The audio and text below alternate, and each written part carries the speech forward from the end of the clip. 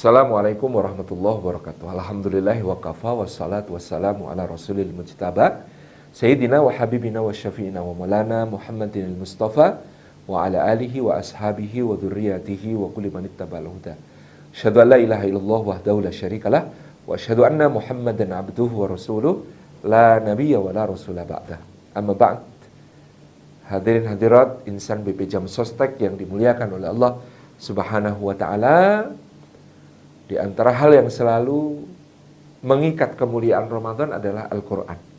Seperti firman Allah Subhanahu wa taala dalam suratul Baqarah ayat yang ke-185. Allah katakan, "Syahrul Ramadan alladzi unzila fihi al-Qur'an hudal lin-nasi wa bayyinatin minal huda wal furqan.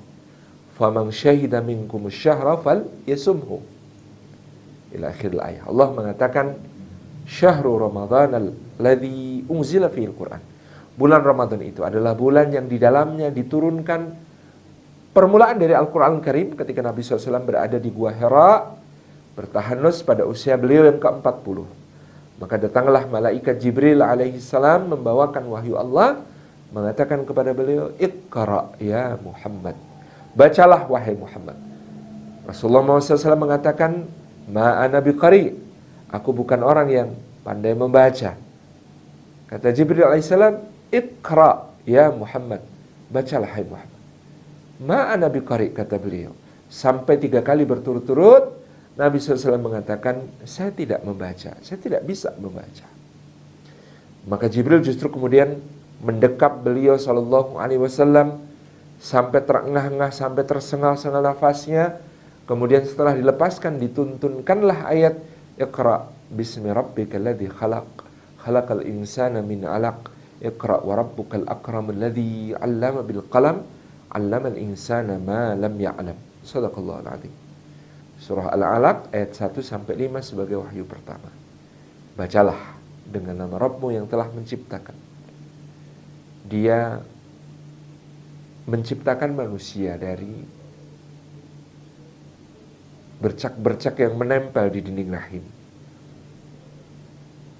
Bacalah dan Rabbmu adalah zat yang paling maha pemurah, yang telah mengajar manusia dengan perantaraan pena, mengajarkan kepadanya apa yang belum diketahuinya. Inilah yang menjadi permulaan Al-Quran yang turun kepada Rasulullah Muhammad SAW. Hudan linnasi.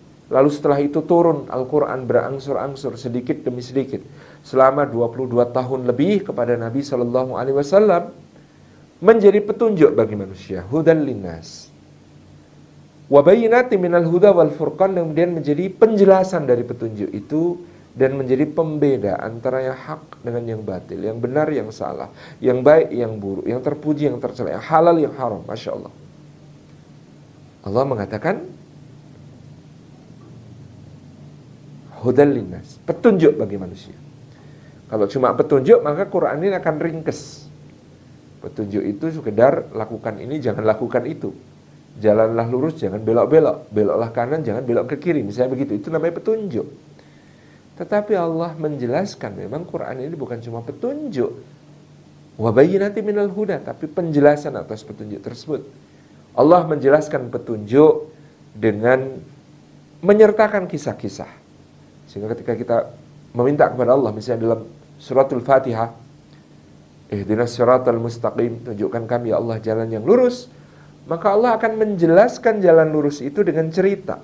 Karena jalan lurus itu adalah siratal ladzina an'amta alaihim ghairil maghdubi alaihim waladdallin. Jalannya orang-orang yang Engkau anugerahkan nikmat kepada mereka, bukan jalan orang yang Engkau murkai, bukan pula jalan orang yang sesat. Sehingga Quran itu dari awal sampai akhir terbentang kisah-kisah orang yang diberi nikmat dari Adam sampai Muhammad alaihi wassalatu wassalam.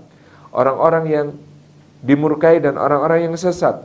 Para ahli kitab Yahudi yang mengubah kitabnya, yang membunuh nabi-nabi, mendatangkan kemurkaan Allah. Ada pula para ahli kitab Nasrani yang kemudian beragama dengan praduga-praduga, prasangka-prasangka tanpa ilmu yang meyakinkan sehingga mereka tersesat. Juga ada iblis, ada Fir'aun, ada Qarun, ada Bal'am, ada Samiri, ada Abu Jahal, ada Abu Lahab, Al-As bin Wa'il Asami, Nadhar bin Haris, Uqbah bin Abi Mu'aid, Walid bin Mughirah, Utbah bin Rabi'ah, Abdullah bin Ubay bin Salul, dan lain sebagainya yang begitu sambung sinambung diceritakan dalam Al-Quran. Wal Furqan, dan dengan itulah kita bisa membedakan jalan orang-orang yang diberi nikmat, jalan orang yang dimurkai dan sesat, sebagai dua jalan yang berbeda. Yang harus kita pilih jalan lurus, jalannya orang-orang yang diberi nikmat itu. Nah, hadirin hadirat insan BP Jam Sostek yang dimuliakan oleh Allah Subhanahu wa taala, tentu sebagai bulan Al-Qur'an, Syahrul Qur'an, mari kita nyalakan Ramadan dengan spirit Quran ini. Yang pertama, bahwa kita hendak mencari kemuliaan dengan Al-Quran di bulan Ramadan ini.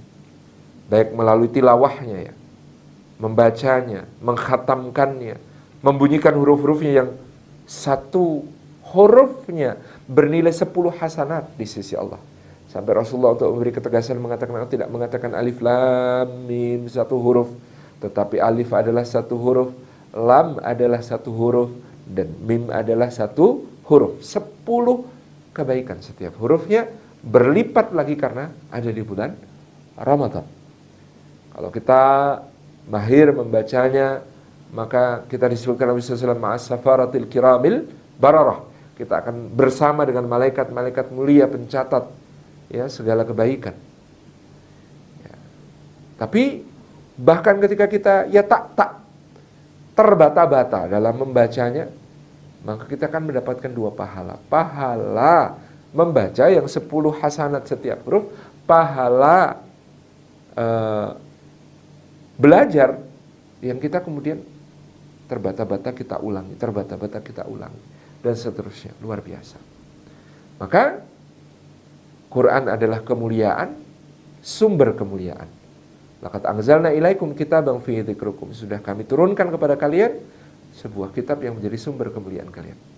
Dengan membacanya mulia, dengan memahaminya mulia sedikit demi sedikit, dan insya Allah kemudian kita akan mentadaburinya, menjadikan ayat-ayat Quran sebagai tempat untuk mencurahkan perasaan kita, untuk mengambil cermin yang bening dari kisah-kisah manusia utama dalam Quran, seperti Ibrahim, seperti Nuh, seperti Musa, seperti Yusuf, seperti para nabi dan rasul yang lain. Luar biasa.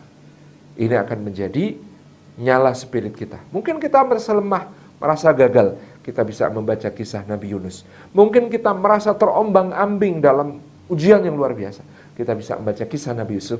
Mungkin kita dalam keadaan memimpin, dalam keadaan yang tidak mudah, kita bisa bercermin kepada Nabi Musa alaihissalam dan semua cermin lainnya. Al-Quran akan menjadi nyala dalam Ramadan kita, dalam berbakti kepada bangsa dan negara. Assalamualaikum warahmatullahi wabarakatuh.